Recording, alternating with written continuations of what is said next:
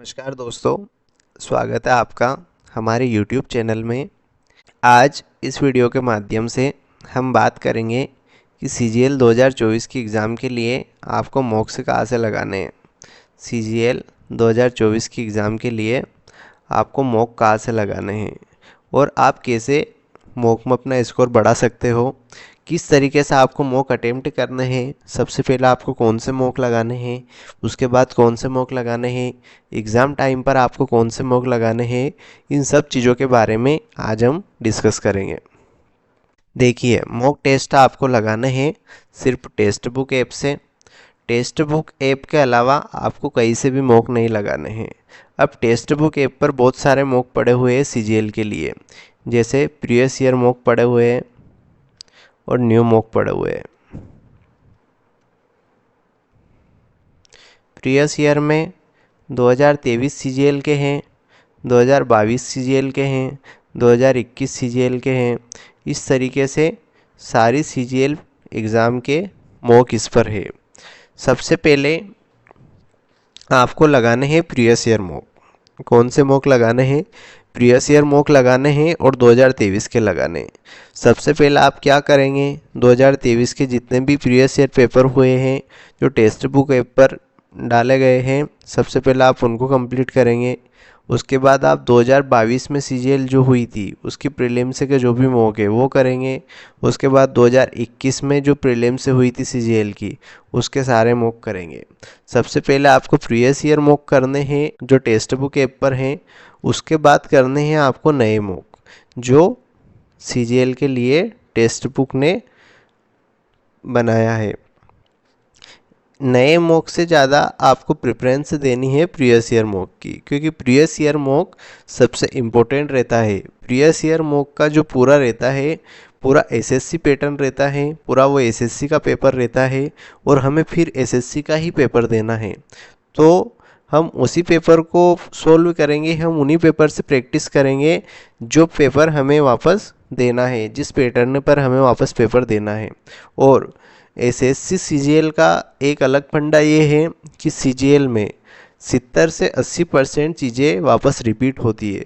तो अगर आप प्रीवियस ईयर पेपर से लगा रहे हो तो उसका एक फ़ायदा आपको ये है कि उसी कंसेप्ट बेस्ड क्वेश्चन से आपको आने हैं वापस।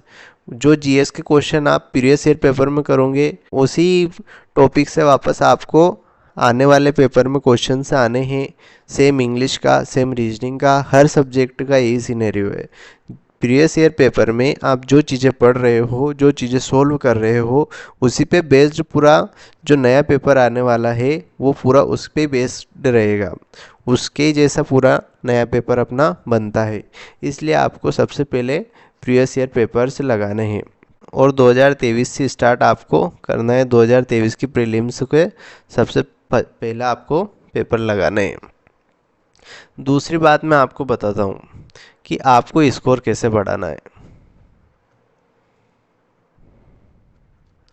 स्कोर बढ़ेगा आपका एनालिसिस से।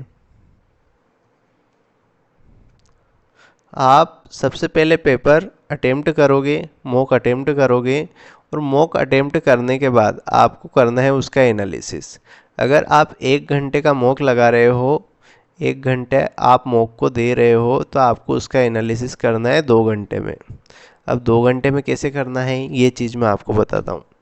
सबसे पहले मॉक लगाने के बाद, सबमिट करने के बाद, स्कोर देखने के बाद आपको उस मॉक का एनालिसिस करना है। और एनालिसिस किस तरीके से करना है, जैसे सबसे पहले आप एनालिसिस करेंगे मैथ्स सब्जेक्ट का।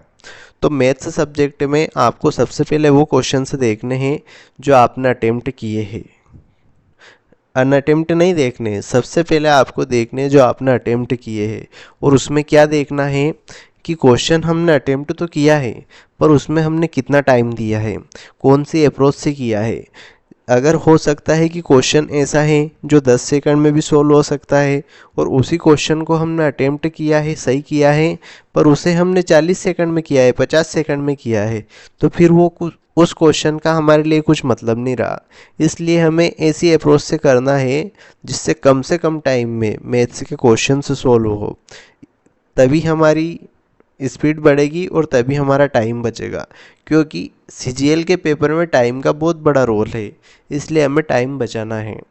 तो मैथ में सबसे पहला आप देखेंगे जो अटेम्प्ट किए हैं उन क्वेश्चन को, उसमें कौन से क्वेश्चन में ज़्यादा टाइम लगा है। अगर हम गलत अप्रोच से कर रहे हैं या फिर ज़्यादा ही लंबी मेथड से कर रहे हैं तो हम उन क्वेश्चन की शॉर्ट तरीका सीखेंगे, शॉर्ट तरीके से उन क्वेश्चंस को सॉल्व करना सीखेंगे कम से कम टाइम में। उसके बाद आपको देखना है कि आपसे गलतियाँ कौन से क्वेश्चन में हुई है, जो गलतियाँ हुई है वो किस वजह से हुई है, सिली मिस्टेक की वजह से हुई है या फिर हमें कंसेप्ट याद नहीं था या फिर हमने उसमें क्या गलती करी है। अगर सिली मिस्टेक की वजह से हुई है तो हम उसे सुधारने की कोशिश करेंगे। अगर कोई कंसेप्ट हमें पता नहीं था, कोई फॉर्मूला नहीं याद था, तो हम उसे सीखेंगे, उसे नोट डाउन करेंगे कॉपी में। तीसरे क्वेश्चंस आते हैं जो अनअटेम्प्ट हैं। तो अगर अनअटेम्प्ट क्वेश्चन है तो अनअटेम्प्ट किस लिए है, हमने उन्हें अटेम्प्ट क्यों नहीं किया, ये क्वेश्चंस अपना आप से पूछने हैं। अगर नॉलेज नहीं था, हमें वो क्वेश्चंस करना याद नहीं था, तो हम उन्हें सीखेंगे कि उस टाइप के क्वेश्चंस हमें कैसे करना है, उस चैप्टर को हम पढ़ेंगे। या फिर कुछ चीज़ ऐसी रहती है जो हम मॉक लगाते समय भूल जाते हैं या एग्ज़ाम टाइम पर भूल जाते हैं, तो हम उसे वापस रिवाइज करेंगे, वापस पढ़ेंगे और उस टाइप के क्वेश्चंस जो हमने छोड़े हैं उनको वापस हम करना सीखेंगे।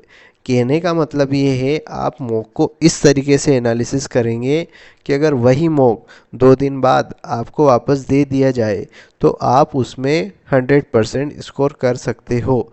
इस तरीके से आपको उस मॉक को एनालिसिस करना है, इस तरीके से आपको पूरा उसे पढ़ना है कि अगर 2 दिन बाद वो मॉक वापस हमारे सामने आ जाए या फिर 1 महीने बाद भी अगर वो मॉक वापस से हमारे सामने आ जाए तो हम उसमें पूरा 100% स्कोर कर सकते हैं।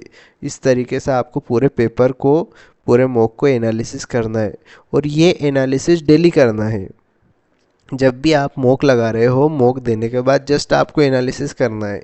धीरे धीरे आप एनालिसिस करोगे तो धीरे धीरे एनालिसिस का टाइम कम होएगा। और अगर हर मॉक को ईमानदारी से आप एनालिसिस इस तरीके से करते हो तो 100% श्योर है कि जैसे जैसे आपका मॉक बढ़ेगा, जैसे जैसे आप मॉक ज़्यादा लगाओगे, वैसे वैसे आपका स्कोर बढ़ता जाएगा। हर मॉक में आपको इम्प्रूवमेंट दिखेगा और हर मॉक में आपका स्कोर अच्छा आएगा। इस तरीके से आपको रीजनिंग, ऐसे ही रीजनिंग का एनालिसिस भी आपको इसी तरीके से करना है, इंग्लिश का भी इसी तरीके से करना है और जीएस का भी इसी तरीके से करना है। सब चारों सब्जेक्ट का एनालिसिस आपको इसी बेस पे करना है। सबसे पहले जो अटेम्प्ट किए उन क्वेश्चन को देखना है, फिर जो गलत हुए उनको देखना है और फिर जो छूट गए उनको देखना है, उनको पढ़ना है। कौन सी चीज़ें नहीं पढ़ रखी है, कौन सी इनकम्प्लीट है, उन चीज़ों को पढ़ना है। और आपको बनानी एक नोटबुक जिसमें आपको सारे इम्पोर्टेंट पॉइंट लिखने हैं। जब भी आप मॉक एनालिसिस करोगे उस समय कुछ फॉर्मूला या कुछ वोकेब या कुछ जीएस का कुछ पॉइंट, इन सब चीज़ों को आपको एक नोटबुक में नोट करके चलना है ताकि आप उनको डेली रिवाइज कर सको और उनको सीख सको। दूसरी बात, मॉक आप लगा रहे हो, एक बार आपने मॉक लगा लिया और एक बार उसका एनालिसिस कर लिया, उसके बाद आपने उसे छोड़ दिया, तो हमें ऐसा नहीं करना है। एक बार मॉक लगाया, उसी दिन हमने उसका एनालिसिस किया, उसके बाद हर वीक आपको रिवीजन करना है कि जैसे संडे को आपको देखना है कि इस वीक में हमने कितने मॉक लगाए हैं।